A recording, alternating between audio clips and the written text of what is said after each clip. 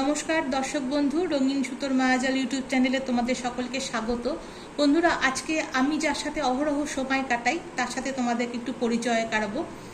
এইটা তোমরা দেখতেই পাচ্ছ, আমার নিজস্ব সেলাই মেশিন উষা জানাম ওয়ান্ডার স্টিচ। দেখতেই পাচ্ছ ওয়ান্ডার স্টিচ, উষা কোম্পানির জানাম ওয়ান্ডার স্টিচ সেলাই মেশিন। প্রথমেই তোমাদেরকে বলি, এই মেশিনটা পুরোপুরি কিন্তু ইলেকট্রিক অপারেট, কোনো হাতের কাজ নেই, কোনো ম্যানুয়াল ওয়ার্ক নেই, যা হবে সমস্তটাই কিন্তু ইলেকট্রিকে। তোমরা এখানে দেখতেই পাচ্ছ আলোটা জ্বলছে। এই আলোটা শুধুমাত্রই রয়েছে কিন্তু ছুঁচে কি করে সুতোটা পরানো যাবে সেটা দেখাবার জন্য, সেটা যাতে চোখের কোনো রকম প্রেশার না পড়ে সেজন্য এখানে একটা আলোর ব্যবস্থা রাখা আছে। আর এইবারে মেশিনটার প্রাণকেন্দ্র, মেশিনটা চলে এটা মোটরে, এটা পুরোপুরি পা দিয়ে রেস্ট করা হয়। মনে করো এটা আমার পায়ের পাতা, এই আমি পায়ের পাতা দিলাম, চাপ দিলাম, দেখো মেশিনটা কিন্তু চলতে শুরু করলো। এই হচ্ছে ফান্ডা, এটা কিন্তু হাতের কোনো কাজ নেই, পুরোপুরি পায়ের উপর কন্ট্রোল। এইখানটায় তোমরা দেখতে পাবে এখানে একটা নব রয়েছে, এই দেখো এই সুইচ, এটা অন অফ সুইচ, এটা অফ হয়ে গেল, এটা অন হয়ে গেল।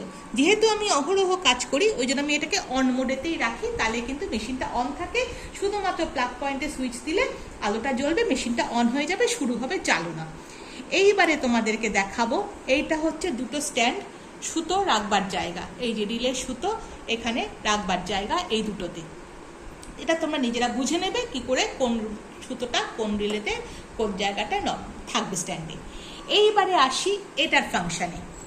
দেখো এটা খোলা যায়, আবার এটা প্রেস করে বন্ধ করা যায়। এটার ব্যাপারটা কি না, যখন এটা খোলা হলো, দেখো মেশিনটা প্রেস করছি, ছুঁচের কিন্তু কোনো কাজ হচ্ছে না, অথচ কিন্তু মেশিনটা চলছে, তোমরা আওয়াজটাই পাচ্ছ।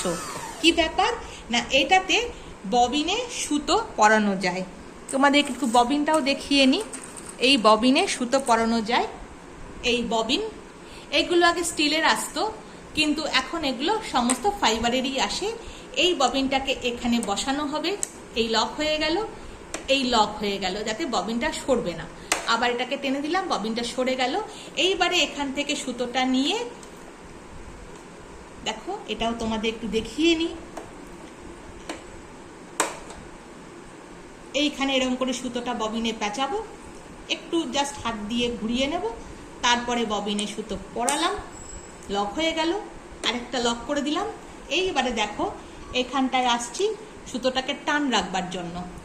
এইবারে আমি দেখো এই যে চালাচ্ছি, ববিনে কিন্তু সুতো পেঁচানো হচ্ছে, ছুঁচের কিন্তু কোনো কাজ নেই, ছুঁচ কিন্তু স্টিফ, কাজ হচ্ছে ববিনে সুতো পরানো হচ্ছে। সুতো পরানো হয়ে গেল, ববিনটাকে খুলে দিলাম লক থেকে, তারপর টানলাম, হয়ে গেল, ববিনের কাজ আমার শেষ হয়ে গেল। এইটা হচ্ছে এর। এইবারে আসি এই জায়গাগুলোতে। প্রথমে দেখাবো এই জায়গাটায়, এটা হচ্ছে যখন আমি স্টিচটা করব সেই স্টিচটা লক করার জায়গা। এটাতে প্রেস করে দিলে স্টিচটা লক হয়ে যাবে, আবার প্রেস ছেড়ে দেবো, স্টিচটা খুলে যাবে। স্টিচ লকের জায়গা মানে গিটের জায়গায় এটা বলতে পারো মেশিন গিট। কি করে গিট দেব সেটার উপর কিন্তু এইটা। এরপরে আসি এই তিনটে প্যানেলে। এইটা হচ্ছে দেখো, এই যে এখানে নাম্বার দেওয়া আছে, এই নাম্বারে এটা কিন্তু এরকম করে টেনে টেনে সরালে বা টেনে নামালে এটাকে রোল হয়ে ঘুরতে থাকবে চাকার মতো।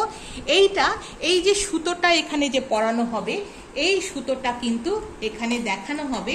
এই যে সুতোটা দেখো পরাচ্ছি আমি, এখানে আসছে, এখানে আসছে, এখানে আসছে, এখানে আসছে, এই এলো, এই এলো, এই লক হলো, আর এই দেখো আলোর কাজ, ছুঁচ আমার সুতো পরানো হয়ে গেল কোনো রকম চোখের প্রেশার ছাড়া।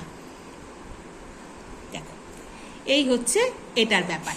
এইবারে এই সুতোর টেনশনটা কিন্তু টাইট হবে না, লুজ হবে না, কি হবে সেটা কিন্তু নির্ভর করে এই রেগুলেটরটার উপরে। এটা 4-5-এর মাঝামাঝি রাখলেই মডারেট সেলাই হতে থাকে। এবারে আসবো এই নবে। এই নবের কাজটা কি হচ্ছে সেটা এইখানে এসে দেখা যাবে। এই মেশিনটায় একটাই সুন্দর জিনিস আমার লেগেছিল, যার জন্য এই মেশিনটা আমার কেনা। এখানে না অনেকগুলো রকম স্টিচের ব্যবস্থা আছে, নানা রকম স্টিচের কাজ হয়ে যায়। যারা এমব্রয়ডারি করতে জানেও না তাদের জন্যও কিন্তু এই মেশিনটা খুব ফলদায়ী। কীরকম দেখো, এখানে জিগজ্যাগের কতগুলো প্যাটার্ন আছে, আবার এখানেও কিন্তু জিগজ্যাগের কতগুলো প্যাটার্ন আছে। সেই প্যাটার্নগুলোই কিন্তু আমার এই রেগুলেটরটা রেগুলেট করে। এখানেও যেরকম এবিসিডি দেওয়া আছে, ঠিক এখানেও কিন্তু সেই এবিসিডিটাই দেওয়া আছে। এইখান থেকে সিলেক্ট করে নেব আমি কোন স্টিচ দিয়ে আমি সেলাইটা করব। বিশেষ করে আমরা যারা পিকো করি তাদেরকে আমার জিগজ্যাগটা খুব লাগে। সিটা হচ্ছে জিগজ্যাগের জায়গা। এই সিটাকে একটু কাছ থেকে তোমরা দেখো, এই কিন্তু এই যে জিগজ্যাগটা কতটা বড় হবে আর কতটা ছোট হবে এই জায়গাটার উপরে কিন্তু নির্ভর করছে। আর সিটা সিলেক্ট করছে জিগজ্যাগকে। এখানেও সিটাতে দেখো, এইখানটায় জায়গাটায় নিয়ে এসে তোমাদের দেখাচ্ছি। এই সিটা, এই কালোর ফিটটির মধ্যে যে সিটা আছে সেটাই কিন্তু প্লেন জিগজ্যাগ, আর এই নীল স্ট্রাইপের মধ্যে যেগুলো আছে সেগুলো কিন্তু একটু মডারেট, ওই জিগজ্যাগ বা রান বা বখিয়া, এগুলো একটু মডারেট। এইবারে আসি এই জায়গাটায়, এই নবটায়। এই নবটা হচ্ছে আমার স্টিচগুলো কতটা বড় হবে আর কতটা ছোট হবে। মোটামুটি 2-3-এর মাঝামাঝি রাখলে কিন্তু স্টিচ মডারেট হয়। এরপরে নিজের অনুযায়ী, নিজের ইচ্ছা অনুযায়ী করা যাবে। এরপরে তোমাদের দেখাবো এই লাল জায়গাটার কাজ। এইখানেও দেখো লাল আছে, এইখানেও দেখো একটা লাল আছে। এই লালটা ছোট বড় করা যাবে। এই লালের ইন্ডিকেট করছে প্রেশার ফুট, যেটা দিয়ে বোতাম বসানো হয়। এটা কিন্তু একদম অন্য ধরনের প্রেশার ফুট। এই দুটো প্রেশার ফুটের সাথে কিন্তু সেই প্রেশার ফুটটার কোনো মিল নেই।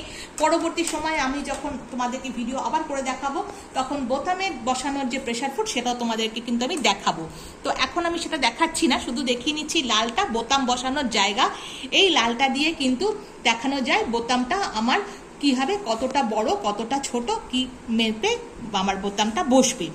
আর এই নীল যে স্ট্রাইপটা দেখতে পাচ্ছ, এই নীলটা দিয়ে কিন্তু এই যে নীল জায়গাটা, এই নীলটাকে ইন্ডিকেট করছে। এটা কিন্তু মডারেট সেলাই নয়, নীলটা একটু অন্য রকমের জিগজ্যাগ হয়।